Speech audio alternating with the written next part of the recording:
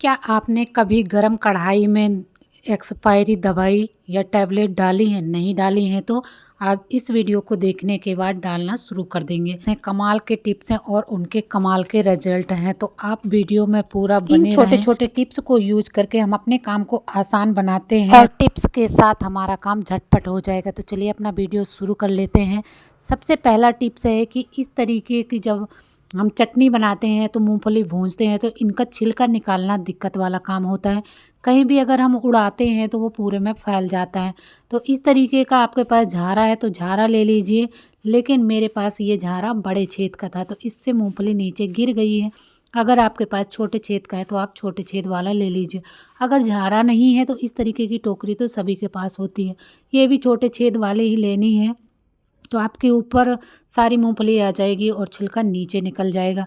फिर आप मनपसंद चटनी बना के एंजॉय कर सकते हैं, अपने परिवार को खिला सकते हैं और रिश्तेदारों को भी खिला सकते हैं। 1 पोर इमली, स्वादानुसार नमक, मिर्ची, धनिया और थोड़ा-सा नारियल। आपके पास इतनी सामग्री है तो आप डाल सकते हैं, नहीं है तो स्किप कर सकते हैं। ऐसे भी मूँगफली की चटनी बहुत ही टेस्टी लगती है। तो इसको पीस लेते हैं। अगर कहीं ट्रैवल में जाना है तो आप इसको सूखी भी बना के ले जा सकते हैं, पानी वाली नहीं ले जाना चाहते हैं, 2-3 दिन के लिए जा रहे हैं तो आप सूखी चटनी भी बना के ले जा सकते हैं और इसको रास्ते में एंजॉय कर सकते हैं कुछ इस तरीके से। और अगर आप घर पे बना रहे हैं, घर के लिए तुरंत खाने के लिए, तो इसमें आप पानी डाल लें। बहुत ही अमेजिंग टेस्टी चटनी बनके घर पे तैयार हो जाती है और इस पे बढ़िया सा तड़का लगा लें, जिससे कि इसका टेस्ट और 4 गुना बढ़ जाता है।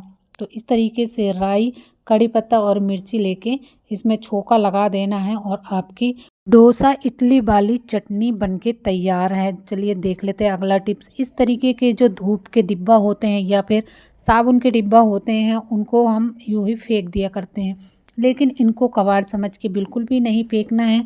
ये हमारे बहुत ही काम के हैं और छोटी-छोटी चीज़ें रखने के लिए बहुत काम में आते हैं। तो इस तरीके से उसी का लेना है सिक्का। अगर उसमें सिक्का नहीं है तो आप रुपया वाला सिक्का ले लीजिए और उससे गोल निशान लगाते हुए इसको गोल होल बना लेना है, जिससे कि हम जो भी चीज़ रखेंगे वो अच्छे से अंदर चली जाएगी और बाहर नहीं आएगी।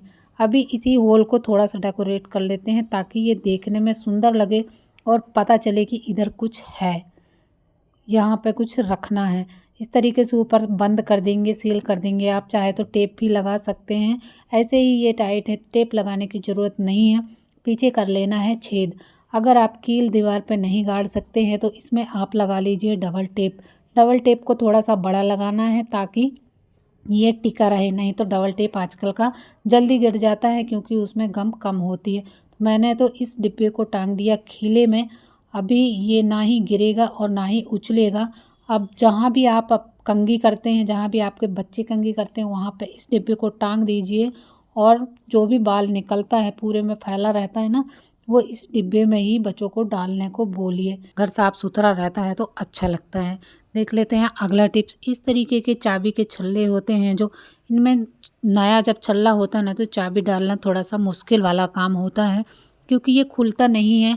अगर हम नाखूनों से खोलते हैं तो नाखूनों में दर्द हो जाता है। तो इस तरीके की चिमटी तो सभी के पास होती है, अक्सर हम बालों में लगाया करते हैं। तो बस ये चिमटी लेना है और बीच में इस तरीके से फंसा देना है। फिर आप चाबी डालें या फिर निकालें, बहुत ही आसानी से निकल जाती है और बहुत ही आसानी से छल्ले में चाबी चली भी जाती है। तो बहुत ही बढ़िया टिप है, छोटी सी टिप है लेकिन बहुत काम की है। आप इसका यूज़ करके बड़ा से बड़ा काम भी। चलिए देख लेते हैं अगला टिप। इस तरीके के पेन जो होते हैं ये एक ही बार काम आते हैं और फिर इनको डस्टबिन में फेंकना पड़ता है, लेकिन हम बिल्कुल भी नहीं फेंकेंगे। मैं इनको स्टोर करके रखती हूँ, इनका कुछ भी DIY बना के अपने घर को डेकोरेट करती हूँ। तो आज इनकी रिफ़िल का काम है, रिफ़िल से बनाएंगे कुछ बहुत ही बढ़िया DIY। तो रिफ़िल ले लेना है और पेन को साइड में रख देना है, पेन का बाद में DIY बनाएंगे। और आपको लेना है एक बोतल। बोतल को आप चाहे तो ऊपर से सीधा नीचे तक कट कर लीजिए और कट नहीं करना है तो इस तरीके से बीच में कट करके बोतल में होल बना लीजिए। तो अब खीला गरम करके ही इसमें होल बनाना पड़ेगा। तो एक लाइन तो बीच में बनानी है, 6-7 छेद बीच में बना लेने हैं और साइडों में 7-7 छेद बना लेने हैं, जिससे कि हमारा DIY एकदम परफेक्ट बनके तैयार होगा। बोतल में छेद हो गए हैं, अब देख लेते हैं कि इसमें रखना क्या है। जो इस तरीके से इकट्ठी हम गिट्टियाँ करके रखते हैं ना धागा वाली, वो आपस में उलझ जाती हैं। ये DIY बहुत ही बढ़िया है, इसमें ना ही आपकी गिट्टी उलझेगी और ना ही आपका धागा खराब होगा।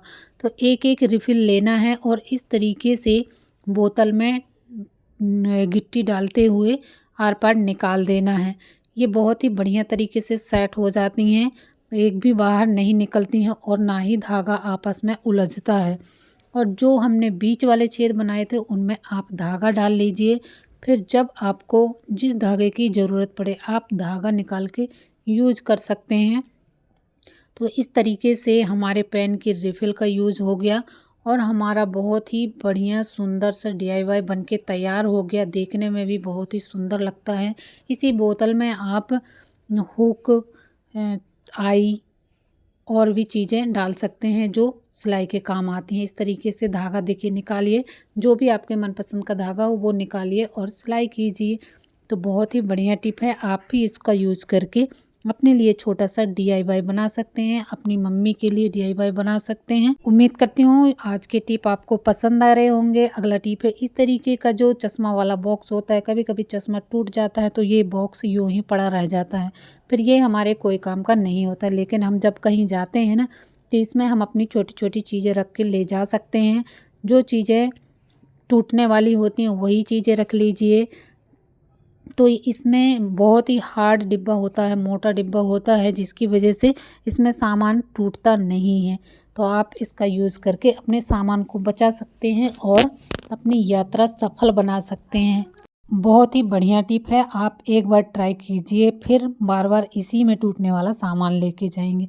अगला टिप है इस तरीके की जो एक्सपायरी गोली होती हैं, टैबलेट होती हैं, वो अक्सर हम डस्टबिन में फेंक दिया करते हैं, लेकिन आप डस्टबिन में ना फेंकें, इनको स्टोर करके रखें, कभी ना कभी इनकी ज़रूरत पड़ ही जाती है। तो आपको ले लेना है एक गोली की ज़रूरत है तो एक गोली ले लीजिए। अगर 2 गोली ज़्यादा दवाई बनानी है तो आप 2 गोली भी ले सकते हैं। इस तरीके से इसको पीस देना है, कुछ भी चीज़ से आप पीस दीजिए, बहुत ही ईजिली पीस जाती हैं। इनका पाउडर बन जाता है, एकदम फाइन पाउडर बनाना है और इनको चढ़ाना है गैस में। गैस पे चढ़ाते हुए थोड़ा सा गर्म करना है, बिल्कुल सिम आंच पे गर्म करना है, इसको जलाना नहीं है वरना हमारा दवाई अच्छा नहीं बनेगा। अब उतार लीजिए इसको नीचे और इसको डाल देना है कटोरी में। जिस भी कटोरी में आप दवा बनाना चाहते हैं वही कटोरी ले लीजिए और इसमें डालना है नारियल का तेल। नारियल का तेल बहुत ही बढ़िया होता है और बहुत ही बढ़िया वर्क करता है। कुछ भी फोड़ा फुंसी हो उनको मिटाने के लिए ये बहुत ही बढ़िया है नारियल का तेल। तो इस तरीके से ले लेना है नारियल का तेल। नारियल का तेल जमा हुआ है, ठीक से निकल नहीं रहा है, तो मैंने ले लिया नारियल का तेल। अभी उसको पिघलने के लिए रख दिया, थोड़ा पिघल जाएगा तो थोड़ा हम और डालेंगे। और लेना है आपको एक कपूर की गोली, एक कपूर की गोली ले लीजिए या फिर उसमें चूरा है जो, वही चूरा को अच्छे से चूर चूर करके ले लीजिए और इस तरीके से मिक्स कर दीजिए। इससे इतना बढ़िया सलूशन बनके तैयार होगा ना कि आपको एक ही खुराक में आराम मिलेगा और आप इसको बार बार बना के यूज़ करेंगे। इतना बढ़िया रिजल्ट है इसका। हमारी दादी नानी इसको बना के बड़े बड़े फोड़ा फुंसी ठीक कर लिया करती थी। तो आप भी घर पे फ्री की दवाई बनाइए और अपने हाथ पैर को ठीक कीजिए, अपने बच्चों के हाथ पैर को ठीक कीजिए। अक्सर हाथों में फंगल इन्फेक्शन हो जाता है, इस तरीके के दाने हो जाते हैं जो जल्दी से ठीक नहीं होते हैं, लेकिन हम इस तरीके की डरी पड़ी दवाई लेके, टैबलेट लेके इनको फेंकने की बजाय इनका यूज करके इस तरीके से अपने फंगल इन्फेक्शन को हटा सकते हैं और 1-2 खुराक में ही आपको आराम पता चल जाएगा। इनका यूज करके छोटे मोटे फंगल इन्फेक्शन को हम घर में ही ठीक कर लिया करते हैं, तो आप भी एक बार ट्राई करें। हाँ, सबसे खास बात यह है कि इस दवा को आप बच्चों पे भी लगा सकते हैं और बड़ों पे भी लगा सकते हैं, ये सभी में काम करती है। तो आज की वीडियो में आपको कौन सा टिप अच्छा लगा अगर वीडियो ज़रा भी पसंद आया हो तो प्लीज़ ज़्यादा से ज़्यादा शेयर करें और चैनल पर नए हैं तो सब्सक्राइब कर लें। Thank you for watching. Bye bye.